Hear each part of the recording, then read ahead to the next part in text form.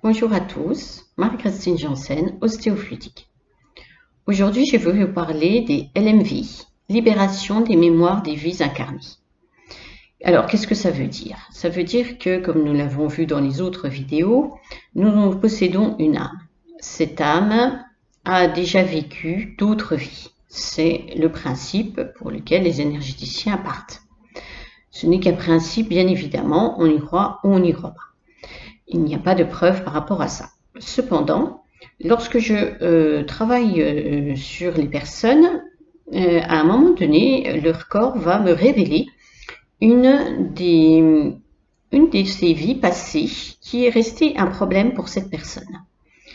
C'est ainsi qu'on constate des fois des stress ou des peurs ou des tristesses qui en fait n'appartiennent pas à cette vie-là, mais qui appartiennent à des vies passées et qu'elles n'ont pas dépassées encore aujourd'hui. Donc on leur refait revivre sous une autre forme jusqu'à ce qu'elles arrivent à la dépasser.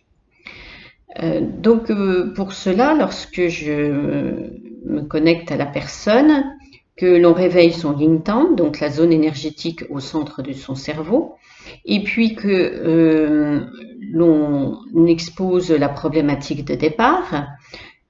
Donc ça peut être par exemple je suis stressée alors que je n'ai aucune raison d'y être, j'y suis tout le temps, je ne sais pas pourquoi, je suis fin speed.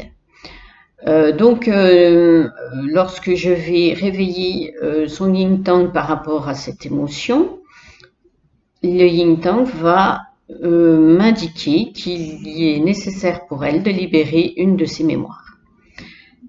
Donc ça s'appelle la libération des mémoires des vies incarnées. Lorsque l'on fait ce travail, on peut définir de façon assez précise de quoi il s'agit. Donc là, en l'occurrence, c'est l'histoire d'un homme qui avait plusieurs femmes, donc dans un autre pays au niveau du Maghreb, donc ce n'était pas en France. Cette personne avait une de ses femmes qui l'a trompée et donc cet homme l'a tuée. Donc c'était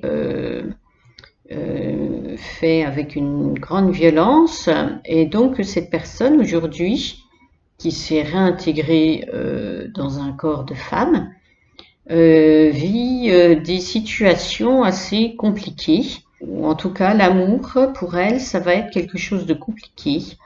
Elle se le refuse. Donc elle ne rencontre que des personnes auprès de qui elle n'est pas vraiment amoureuse.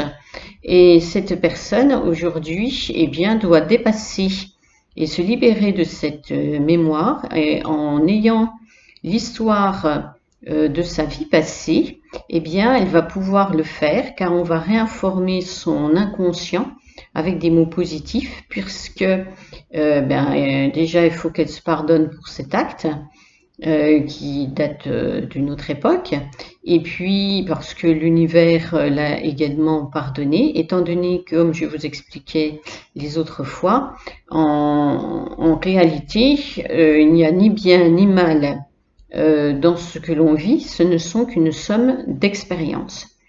Cette expérience très douloureuse, qui est assez violente, peut entraîner et se répercuter en fait sur plusieurs vies, jusqu'à ce qu'elle arrive à se pardonner et à comprendre que ce genre d'acte n'est pas un acte normal et qu'il est de son devoir aujourd'hui d'être dans la compassion, d'être dans la réparation.